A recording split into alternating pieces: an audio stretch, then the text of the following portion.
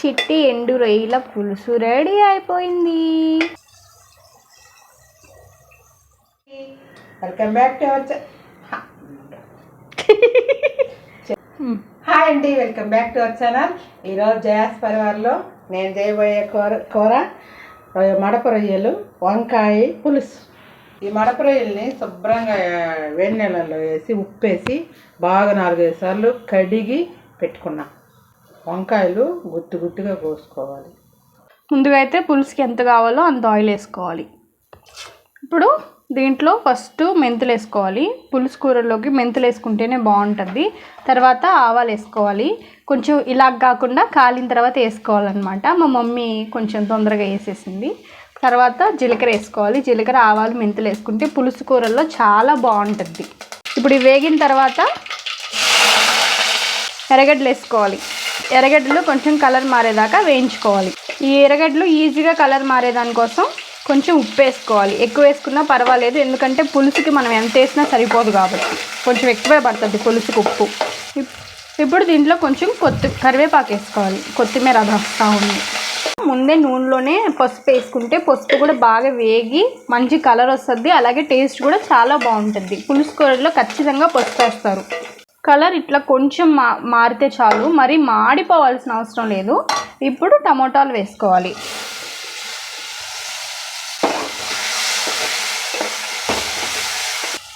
ఇప్పుడు ఈ టమోటాలు 1 నిమిషం మగ్గిన తర్వాత మనం వంకాయలు వేసుకోవాలి. వంకాయల ప్లేస్లో మీరు కావాలంటే చామగడ్డ వేసుకోవచ్చు, బీరకాయ వేసుకోవచ్చు, బెండకాయ వేసుకోవచ్చు, మునక్కాయ కూడా వేసుకోవచ్చు. ఏం వేసుకున్నా బాగానే ఉంటుంది. కావాలంటే ఉడకబెట్టిన కోడిగుడ్లు కూడా వేసుకోవచ్చు. ఇప్పుడు ఈ రొయ్యలు వేసే ముందు వంకాయలు బాగా మగ్గేదానికి కొంచెం సేపు మూత పెట్టుకోవాలి. ఒక 2 నిమిషాలు సరిపోతుంది. ఇప్పుడు 2 నిమిషాల తర్వాత ఇవి బాగా మక్కుంటాయి. మిగతావి పులుసులో ఉడకతాయి కావాలంటే. ఇప్పుడు మనం రొయ్యలు వేసేసుకోవాలి. మీకు కావాలంటే అసలు ఈ వంకాయలు ఇవి కూడా ఏం లేకుండా కూడా చేసుకోవచ్చు అంట. నేను తిన్నానులేండి, అందుకే చెప్తున్నా. మా మమ్మీ చేసేది అట్ట కూడా. ఇప్పుడు ఊరికే పులుసు ఎక్కువ కావాలని ఇట్లా వంకాయలు వేస్తుంది అంతే. రొయ్యలు కూడా వేసిన తర్వాత మన కారానికి తగ్గట్టు కారం వేసుకోవాలి.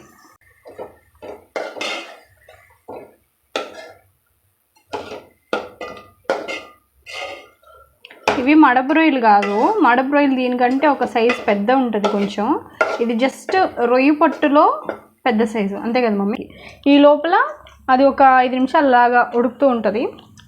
ఈ లోపల మనం చింతపండు రసం తీసుకొని నానబెట్టుకునేది దాంట్లో పోసుకోవాలి. అంతే, కూర ఆల్మోస్ట్ రెడీ అయిపోయింది. ఇప్పుడు దీన్ని ఇలాగే ఎంతసేపు మమ్మీ?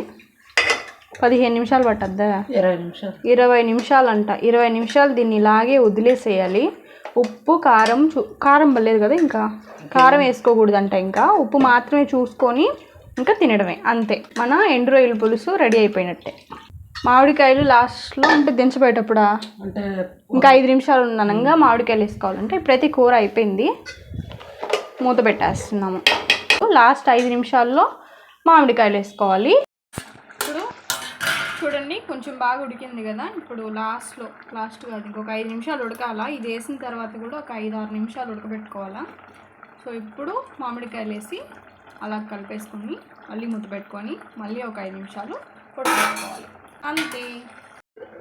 20 నిమిషాల తర్వాత మన చిట్టి ఎండు రొయ్యల పులుసు రెడీ అయిపోయింది. కానీ టేస్ట్ అయితే ఖచ్చితంగా బాగుంటుంది. బాగాలేకపోయినా మేము బాగుందని చెప్తాము కాబట్టి మీరు కూడా చేసుకొని తినండి. ఈ వీడియోకి అయితే ఇంతే. ఇంకొక వీడియోలో కలుద్దాము. అప్పటి వరకు ఎవరైనా కొత్తగా చూస్తుంటే ఇప్పుడు కూడా సబ్స్క్రైబ్ చేసుకోకుండా మళ్ళీ కొంతమంది చూస్తూ ఉంటారనమాట. సబ్స్క్రైబ్ చేసుకోరు, కొంతమంది కావాలనే చేసుకోరు, కొంతమంది సబ్స్క్రైబ్ చేసుకోవాలి అని కూడా తెలియదు పాపం. సో సబ్స్క్రైబ్ చేసుకొని చూడండి, ఓకేనా? బాయ్. కూర చూస్తుంటే టేస్ట్ ఎట్టని తెలుస్తుంది. కొత్తిమీర వేసుకోవాలి. కొత్తిమీరతో పాటు కొంచెం పచ్చి కరివేపాకు కూడా వేసుకుంటే చాలా బాగుంది. ఎట్లా? హాయ్ అండి. హాయ్ అండి మళ్ళీ అంటది మా మనిషి. నాకు వాళ్ళు వస్తుంది. పెట్టుకోనంటదా ఏమవుతుంది? హాయ్ అండి చెయ్యి పెట్టుకోనంటది ఫస్ట్. చూడగానే హాయ్ అండి అంటే మన అందరం లాగడం ఏందో సరే కానీ కానీ కానీ కానీ చెప్పింది ఎవరు మాట్లాడండి.